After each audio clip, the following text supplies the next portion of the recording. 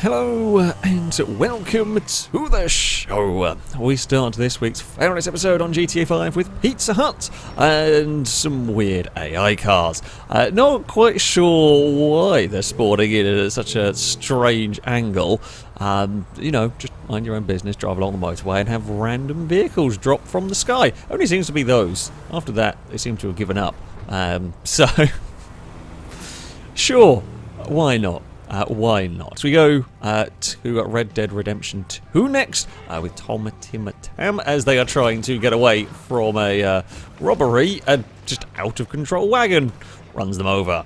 Yeah, it's not just cars. It's not just cars that can cause problems. Horse and carriages. Yeah, they'll also screw you over. Night Avenger is up next on Horizon 5. They are heading off to find a bonus board. Now they smash their way through a gate. You don't really think much of it, but as they go to try and get the board, debris from that fence actually wedges between the car and the wall and doesn't let it drive. The car is stuck forward and reverse, doesn't work for them at all. Eventually, though, a bit of debris kind of pings free on its own, and they can get that bonus ball, but that was very nearly screwed over by a little bit of railing. We head on to Gran Turismo 7 next with Alex Still I Die. With the 205 bouncing a little bit too much. We're going to go for some pirouettes, and now we're going to go for some rolls, and I would not be waving the green flag at that point while the car is still tumbling in the air. It's across the finish for the Peugeot. That's a dangerous section of track, and that is an impressive tumble for the Peugeot. Calvin Toller up next on Gran Turismo 7 is racing. Now watch the cars ahead as they're battling. First, one spins off to the left. The NSX tries to catch it, almost gets away with it and overcorrects and spins off to the left as well. It's very easy to make mistakes like that when things are just a little bit too wrong. Iceman is next on Gran Turismo 7. Now, this particular car is fitted with intermediate tyres. It shouldn't be on those. They thought it was going to rain and it didn't. Heading through a Rouge, loses the back end and it's a humongous slide. Now, we saw two cars go for a spin and not catch it last time. This one, though, that is a very Trouser Browning moment going there. You don't have small crashes at that section of the track, but somehow they held on and they got away with it. It is up next also on Gran Turismo 7. Now this is an AI car that has forgotten how to take a corner at the Red Bull Ring. The BMW goes past sort of around the outside, and this 3-litre CSL is just not turning. The AI's just given up steering. It then has a panic as it's heading towards the wall, bumps the wall. It would have been fine to keep going forward as well. It grabs reverse, a little unnecessary, but does. And then we're going to head back onto the I have no idea what line that was the AI was going for. A bad one, that is. Gordon Roeder up next on Dirt 4. Gets a twitch, can't keep control of the Subaru, hits a snowbank and goes for a roll. Now, that's something unusual at Sweden. It does happen quite easily. It's the poor rejoin. It's the funny part. Hitting the snowbanks and rolling, very easily done on Sweden. This Subaru actually gets away with it. A fairly minor crash. You get twitch all the way into the corners, out of position, goes for the tumble, but trying to rejoin, it's not quite the right angle to go for a rejoin there, and the Subaru's stuck on its side. This is where you just need all the fans coming to push the car back onto its wheels. Whoops. Whoops indeed. Now, we head to the long drive next with the Fury. It's kind of floaty looking, I have to say. This is very, very high speed for the Fury. Finds a cactus, rolls it, and is millimetres away from disaster.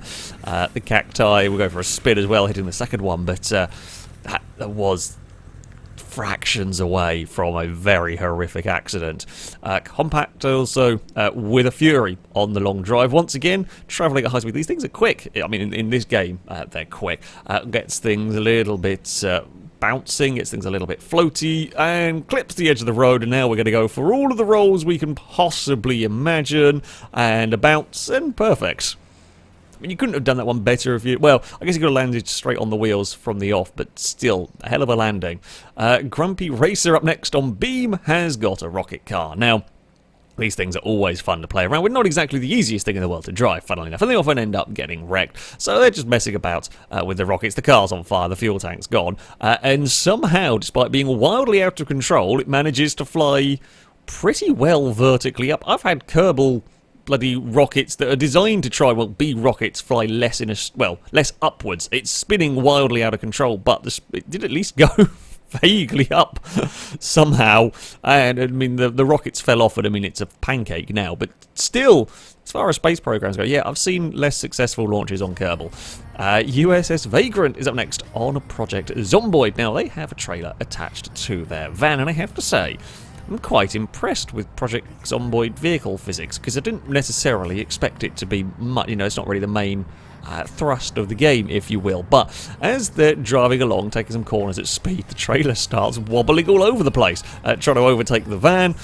Bounces, almost rolls the trailer over. Now, I know nothing crazy compared to some stuff, but if that was on a lighter car, that could actually, potentially give you some trouble. I just impressed the physics would let the trailers get out of control. TJ has got the final clip here on Cyberpunk 2077. Now, they're driving around and minding their own business.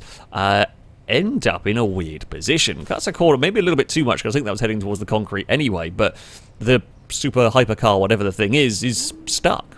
It can't seem to move. Now, it drove across some trash bags. I presume maybe the bags are what are causing issues for the car, although they do kind of burst if you get a little bit of movement going on in it. So the car's starting to get out, can't get back in, can't get it to move, so do the only thing, it's logical, call another car in and are determined to try and fix this. Admittedly, you could drive off with said working car, but they want to try and free their stricken vehicle. First bump didn't really help it very much. It's difficult trying to go from the left side to push it back towards the road. The Porsche then gets a little bit wedged on something, but then does get free. And tries again to push the vehicle. Doesn't really do much in moving, and now the Porsche is stuck as well. Yeah. Now 2 cars are stuck by this.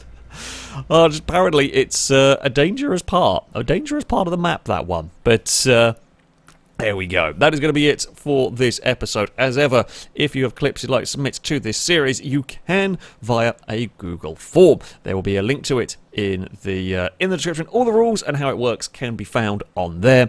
That, though, is going to be it from me. Thank you all very much for watching, and until next time, goodbye.